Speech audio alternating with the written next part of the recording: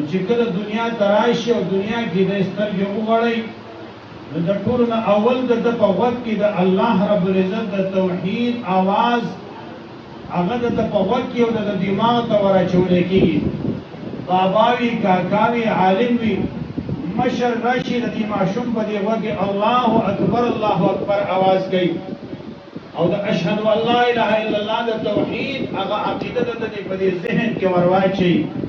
او دویم نمبر کم چې د مسلمان او د انسان په دې ذهن کې د دې ماشوم په دې ذهن کې د ماشوموالي په حالت کې د دنیا ته د قدم ایښودلو په حالت کې د په دې دماغو کې اچي هغه کومه خبره ده هغه دا ده چې اشهد ان محمدا رسول الله. د رسول الله مبارک د رسالت د هغې د عقیده او د هغې د آواز د دغه ماشوم په ذهن کې ورواچي او د انسان د دا خبره د ذهن کې اچول دي چې لکه څنګه په مخ د ځمکه باندې د توحید قایلېدل تا لپاره ضروري او لازمي دي. الله رب العزت وحده لا شریک له تا لپاره منل دي. خپل خالق او خپل مالک حقیقي ستا لپاره پیژندل ضروري دي. د دې نه بعد دویمه کړۍ ستا د زندګۍ عقیده کې په عقایدو کې دویم چیز هغه دا دی چې د خپل وخت پیغمبر منې. وخت پیغمبران چې څومره تېر شوي دي د کلمې دویم جز د هغې نوم ګرځېدلی دی. د آدم علیه السلام نه راواله تر نبی کریم صلی الله علیه وسلم پورې د کلمې همیشه دپاره دوه جزه چلېدلي دي. کله چې دغه دواړه اجزا باندې د انسان ایمان وي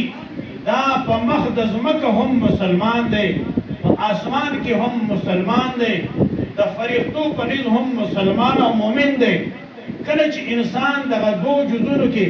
د یو جز خو قایل پاتې شوی دی خو د دویم جز نه دم انکار کړی دی د وخت د پیغمبر نه دغه انسان ته چا هم مسلمان نه دی ویلي. رفته دا خبر راتله آخر زمونږ استاسو په پیغمبر محمد رسول الله صلی الله علیه وسلم باندې ختمه شوله او داسې ختمه شوه چې آینده دپاره د نبوت او د رسالت هغه دروازه مکمل بنده شوله. او مونږ او تاسو چې نن راجمع شوي یو دې ټاپک ته او دې ته عنوان ورکړی شوی دی، ختم نبوت عنوان ورکړی شوی دی. مونږ او تاسو پکار دی چې په دې ځان پوه کړو ختم نبوت څه ته ویلی کېږي. د پیغمبر عقیده، پیغمبر او رسول او نبی منل دا خو یو خپل حیثیت لري. د آدم علیه السلام نه تر نن وخته پورې دا عقیده چلېدلې ده او هغې کې څوک قایل نه دی پاتې شوی. هغه په مخ د ځمکه کافر ګرځېدلی خو لیکن دې سره د محمد رسول الله د رسالت منلو سره سره یو ټکی دلته کې زمونږ او ستاسو د نبي سره زیات دی او هغه دا دی چې د رسول الله مبارک د ټولو نه آخري نبي دی. دا هغه ځای دی چې په دې باندې نبوت او رسالت الله بند کړ، د دې نه بعد به بل نبي نه راځي. مونږه به د رسول الله مبارک د رسالت منلو سره سره مونږ به دا خبره منو چې رسول الله مبارک آخري نبي دی او د هغې نه پس بل نبي راتلو والا په مخ د ځمکه باندې بلکل نشته. رب العزال فرمایي هو الذي ارسل رسوله بالهدى. الله رب العزت هغه ذات دی چې خپل پیغمبر د هدایت سره رالېږلی. ارسل رسوله بالهدى والدين الحق، حق دین یې ورکړی دی لیظهره علی الدین کله چې الله رب العزت په ټولو ادیانو باندې دته غلبه ورکړي. علما فرمایي غلبې مطلب څه دی؟ تمام دینونه هغه په خپل ځای باندې حق وو، په خپل ځای باندې صحیح وو، خو لیکن نن په مخ د ځمکه که د دین په حیثیت باندې چلیږي تر قیام د قیامته پورې هغه به دین د محمد رسول الله وي. که په مخ د ځمکه یو نبي او رسول یادېږي د قیامته پورې